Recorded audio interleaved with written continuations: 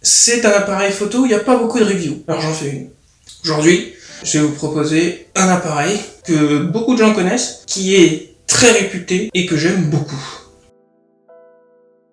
Depuis que je fais de la photo argentique, ça va bientôt faire 4 ans, je me suis dit que j'avais à peu près tout ce qu'il me faut. J'ai tout ce qu'il me faut, littéralement. J'ai des très très bons 35 mm, j'ai peut-être des très bonnes optiques en 35 mm, j'ai des super optiques à portrait, une super optique macro. Qu'est-ce que j'ai besoin de plus? Il me faut plus. Il me faut un Leica M6. Je me suis retrouvé à me dire, bon, vu que j'ai tout en 35 mm, pourquoi pas aller regarder du côté du moyen format.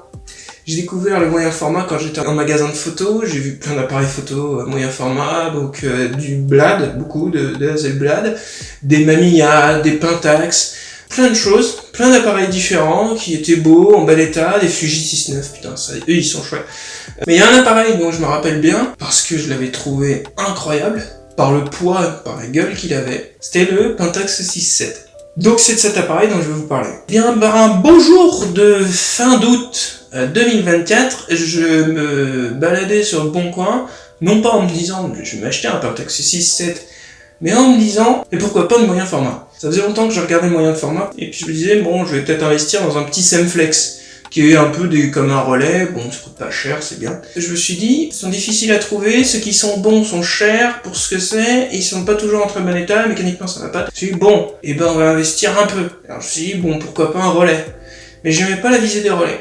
Je connaissais le Pentax 6.7. Je me suis dit, ça a une visée réflexe, c'est quand même pratique. Et donc, par hasard, sur le bon coin, j'ai trouvé une annonce pour 600€, un Pentax 6.7 avec un 105 2.4. Et ça c'est cool, c'est une très bonne optique que j'ai aujourd'hui ici.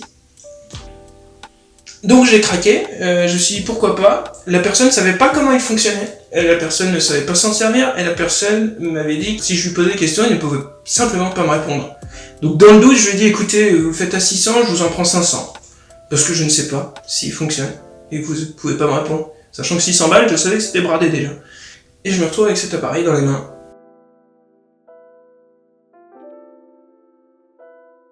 Donc le Pentax 6.7, qu'est-ce que c'est? C'est un appareil photo réflexe, moyen format, argentique. Donc c'est un appareil photo, ça va faire des photos, réflexe parce qu'il a cette configuration réflexe où il y a un prisme qui envoie la lumière dans un viseur, et argentique parce qu'il prend de la pellicule. Aussi simple que ça. Donc le Pentax 6.7, on l'appelle 6.7 parce que le format de la vue, de la photo qu'il fait 6 par 7. Il y a des appareils photo qui font du 6.6, du 6.8, du 6.9, du 6.4.5. Il y a un peu de tout, et lui 6.7, ça fait partie des plus grands. Donc dans un premier temps, je me suis acheté une pellicule assez simple, du noir et blanc, pour avoir le résultat du développement relativement vite, pour le renvoyer s'il y avait un souci. Ce que j'ai fait, c'est que j'ai pris une pellicule noir et blanc, une FP4. J'ai eu quand même préalablement l'idée de le tester à vide, et d'appeler le réparateur que je connaissais de là où je bossais avant. Donc du coup, je l'ai testé, et il fonctionnait. Il fonctionnait. J'avais eu un doute sur le rideau, j'ai cru que le rideau était un peu bombé, je me suis dit tiens merde, quelqu'un a mis le doigt sur le rideau, mais au final non. Donc j'ai mis une pellicule dedans, une fois développé, je me suis retrouvé avec des négatifs forcément, que j'ai scanné, donc je me suis rendu compte que le rendu est absolument incroyable. C'est vraiment très bon. C'est vraiment très bon. Je pense qu'en argentique on fait pas mieux.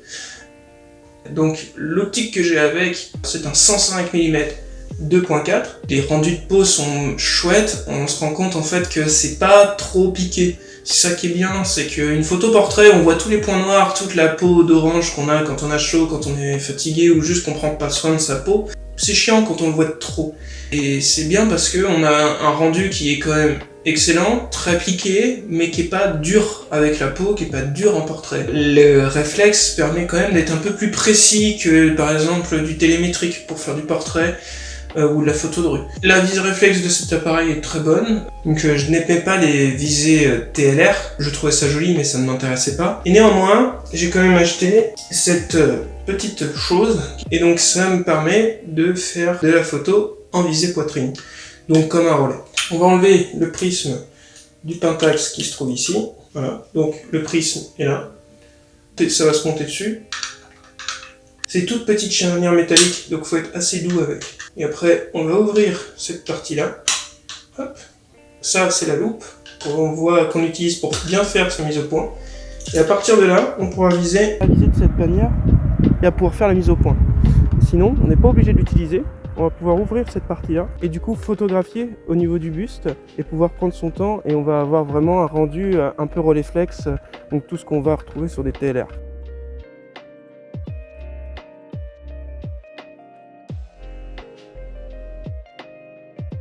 En mettant la loupe, on a juste à mettre l'œil pour savoir si on est bien focus ou pas, et à partir de là, on peut faire tout ce qu'on veut. Car j'ai une visée qui n'est pas avec une cellule, c'est pas une visée TTL, voilà. C'est la visée TTL qui est vendue avec certains Pentax 6.7, moi j'ai la visée classique. Considérant que le moyen format est un format qui coûte cher, autant prendre le temps de bien mesurer sa lumière. Par conséquent, le fait de ne pas avoir un prisme avec directement la cellule dedans ne me gêne pas. C'est différent, c'est une autre approche, c'est beaucoup plus lent, on saute moins à droite à gauche qu'avec un numérique déjà, c'est certain, mais on saute moins à droite à gauche qu'avec un 35 mm. Et lui, il fait très bien sa mesure de lumière, sans viseur TTL, parce que je le fais avec mon téléphone. Voilà, c'est absolument pas tradi, j'aimerais bien une petite cellule à main pour avoir le style, quoi, les années 90. Mais en vrai, ça fait très bien le job, très bien le job. C'est un appareil photo qui a un inconvénient, c'est qu'il est très lourd. Moi, ça me gêne pas pour l'instant, mais c'est vrai que dans le sac à dos, quand je le porte une journée, etc., avec d'autres appareils, il fait un peu mal au poignet à la fin d'une journée où on marche avec, etc. Après, il a un autre inconvénient qui est les vibrations. Cet appareil est doté en fait d'un miroir, vu qu'il est très grand, que c'est du 6.7 et que c'est du réflexe, il a forcément cette technologie de miroir qui se lève pour laisser passer la lumière avec le rideau qui s'ouvre et le film qui est derrière qui réceptionne la lumière. Et donc, quand on fait ça, le fait que le miroir se lève, ça crée des vibrations. Et le problème de cet appareil, en tout cas des premières versions de cet appareil, il crée trop de vibrations quand on voulait faire des poses longues. Donc une pose longue, c'est quand on ouvre longtemps le rideau et qu'en fait, beaucoup de lumière rentre sur le capteur, sur la pellicule, c'est valable aussi en numérique. Mais si on fait une vibration, la photo devient floue, et du coup, c'est pas joli. Donc l'idée, quand on fait ça, c'est de surtout ne pas avoir de vibrations. Et le problème qu'ils ont eu, le miroir est tellement gros que quand il se lève, ça fait vibrer tout l'appareil. Et donc l'idée, c'est que les ingénieurs, quelques années plus tard, ils l'ont modifié sur la première version de cet appareil. Il y a un petit taquet qui est sur le côté, qui se trouve là. Et donc en fait, on va le lever, ça va lever le miroir préalablement, donc il faut faire sa mise au point, sa mesure de lumière, tout ça, mais on va juste lever le taquet, ça lève le miroir, et on va déclencher, et au moment où on déclenche, le rideau s'ouvre et il n'y a pas de vibration. Et donc ça permet d'avoir des photos nettes en pose longue. Et c'est très pratique. Les appareils qui ont cette technologie, cette amélioration-là, sont MLU.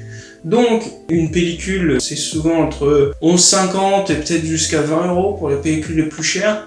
On n'a que 10 vues à faire dessus, donc faut pas se tromper. Donc ce que je conseille en moyen format, c'est d'abord apprendre à faire de la photo en 35 mm, et ensuite réussir à trouver un moyen format et commencer à shooter avec. Néanmoins, il faut de très bonnes connaissances en technique photo, parce que le moyen format demande un peu plus de rigueur sur la manière de faire de la photo, surtout le moyen format argentique.